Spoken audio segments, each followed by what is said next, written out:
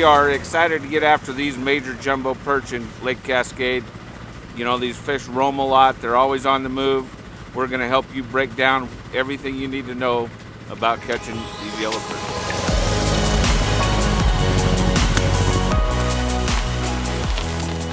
So, we're out here on Lake Cascade, and our first stop is going to be, we're right at the base of a shelf that's kind of fallen off right into a basin, and the perch are feeding on bloodworms. And so we picked this spot. It's traditionally, it's a lot of fish spot, but it might not necessarily be the biggest fish spot. But we wanted to, you know, set a few hooks, get the frost off this morning, and we'll work our way on down the lake to other similar points as we progress through the day. Our goal is to catch a 2-pound yellow perch, and for everybody to get that done is going to be, you just got to put in some time. You got to cut areas like this, and eventually you'll find where they're running at. Typically on Cascade, I look at these large yellow perch as wolves. That's kind of how they operate. There's not a lot in a group. They don't bunch up like they do in some of the prairie lakes that we're used to fishing in North Dakota and South Dakota and Nebraska. But instead of 100 fish schools, there'll be 3 to 12 or something like that. These big fish, and they'll cruise in, and they were feeding on little yellow perch, young of the year yellow perch. That progressively, that's as you'd follow those creek channels down, they would crowd them against these shelves, and that's where they'd ambush them. But this year's different. Every year's different. This year they are cruising in larger schools, feeding on the bloodworms in some instances. Some instances you can still catch them on a minnow pattern, on like a leech flutter spoon has been kind of my go-to. Pinhead minnow's been good. But when they're on the mud flats, then we are on the drop kick jigs and fishing plastics. But as those perch are roaming, you know, they're not going to stay in one. Perch don't stay in one spot. So you can camp in a spot like on a morning bite. You can stay on the mud flats for a little bit, but eventually they're going to transition into, maybe they'll start chasing the young of the year perch. So then they're going to push up more onto those shelves where they can crowd them up and ambush them. And as they do that, then that's where it's more of a, you know, you might end up targeting 2 or 3 of those major big perch, those 2-pounders, we're hoping anyway.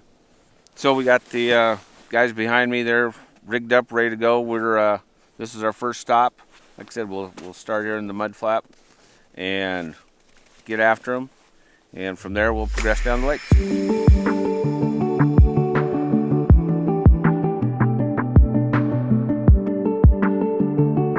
So there's always issues when you are traveling 22, 23 miles a day on the ice.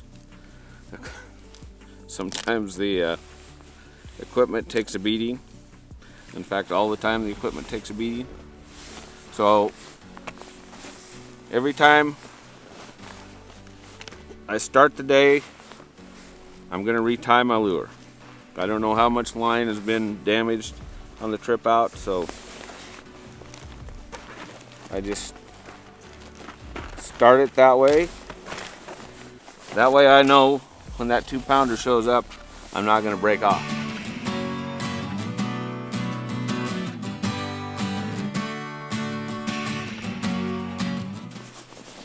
And don't throw your fishing line on the ice. Nobody needs that. I'm going to try a little different pattern today. Seemed like yesterday I had them coming in on the perch color, but they just back off right at the end. So we'll maybe try a pink glow. On this mud flat, we're going with the Dave Gent's drop kick. This one is the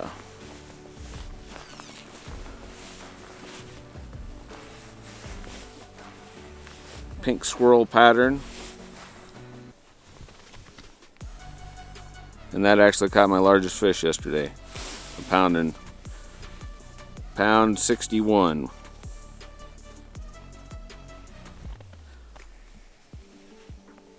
So we'll see if it won't do the trick again today. I don't know what it is about a pink color in the perch, but they like it.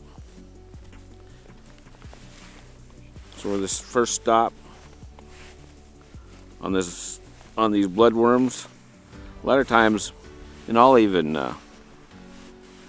take like a bomb spoon or the pinhead minnow and just bounce it into the mud and stir it up, and sometimes that'll activate a fish. But when they're neutral to negative, this is what's been working. So we'll start out with this, and a lot of times I'll fish aggressive first, see if I can draw them in. So I might fire out with the flutter spoon, and if they're not aggressively taking it, I'll instantly jump over to the drop kick and see if I can entice them that way. It's a shame having to finesse perch in Cascade. It's unusual, but this year has been unusual. So on the flutter spoon, I'll fish a little longer rod for a little more whip action in it. And this is a 32-inch medium light. It has enough backbone to really thump a fish in 30 foot of water, but enough for forgiveness in the tip to keep him loaded, keep him pinned up while we fight him. These perch will dig, and then occasionally we'll hit a trout, rainbow trout as well. So this, I run 5-pound line on, and it fluorocarbon for the sensitivity. And then when I go to the lighter line, I run 4 up here for these perch. And this is a 28-inch, same thing, medium light. Stays loaded, but you can still thump them in deep water. So, be prepared for both scenarios. Stay aggressive with this rod. You can, if they're not willing to take this, have a smaller presentation, lighter line, lighter lure. You can drop in and be ready to go right away. I think that I'm ready to go catch a yellow perch.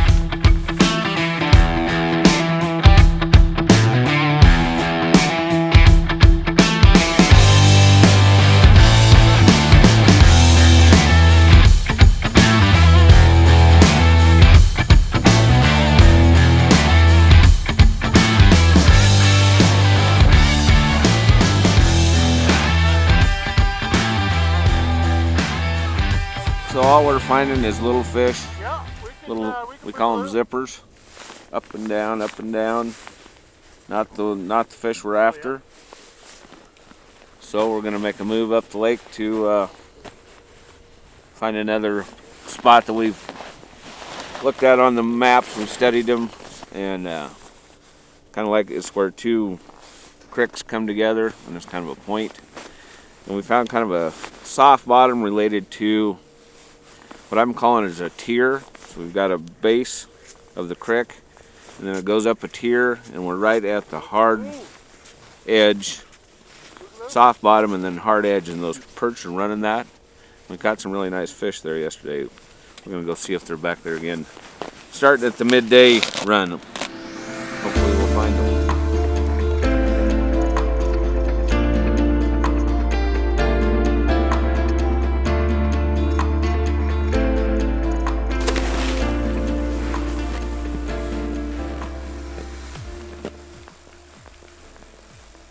He's getting smaller by the minute.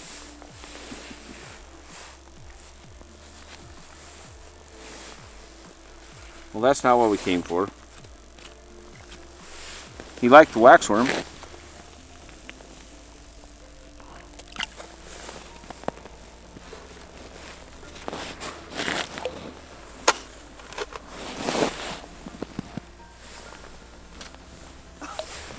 That one was aggressive. Must be getting closer to the right time.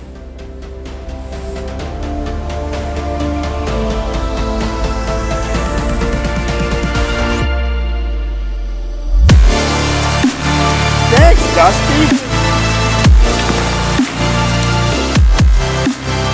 I don't know.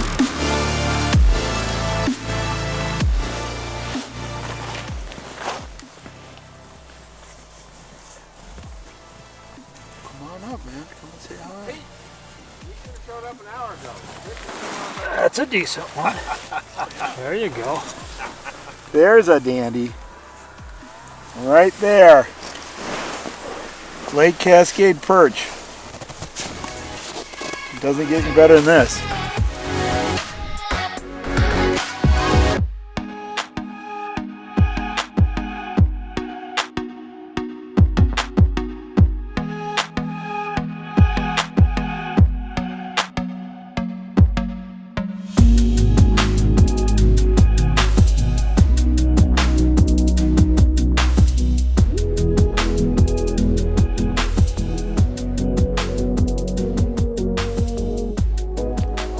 Ironically, the place we're fishing right now is pretty close to where my great-great-grandfather Samuel Hall homesteaded. In fact, he owned quite a little bit of this property through here. There used to be a barn that sat over by Sugarloaf that's now tore down, but a lot of that was an icon in this valley. But so when they flooded this, he homesteaded in the late 1890s, and I can't imagine what the winters were like for those people trucking up and down the mountain valleys through 3 foot of snow every day. They'd have to deal with that. But no, so and I'm not sure what year that they put in the reservoir here in Cascade, but with that, it's a very fertile lake, and instantly it started producing yellow perch. And throughout the years, I mean, I can remember coming up as a kid and fishing, and we'd fish right off the dock at our cabin in Donnelly and catch yellow perch right there. And so it's been a progression, and I've always wanted to get up here ice fishing. It just with a family and with kids in high school sports, there's just not much time to get away in the wintertime. But finally, in the last couple of years, we've been able to get up here, and it's been a lot of fun. Really enjoy it up here. So the lake, as they filled it in this productive water and the perch started booming, also did the pike minnow population. And they are very destructive on perch fry, especially perch eggs and perch fry. They eat them. And so a guy by the name of Paul Jansen, who works for the Idaho Department of Resources, Fish and Wildlife, he figured out a way that those pike minnow would run up to spawn in the spring, and so he figured out a way that they could trap them and rotenno them and get a pretty good kill. And I believe it was in the late 1890s he went ahead and figured out a way to get them trapped, kill them off, and then they restocked this lake with yellow perch again. And probably in the last 10 years, that's been the boom of this fishery. I mean, and what a fishery it is. I mean, nationally known for the yellow perch that it produces.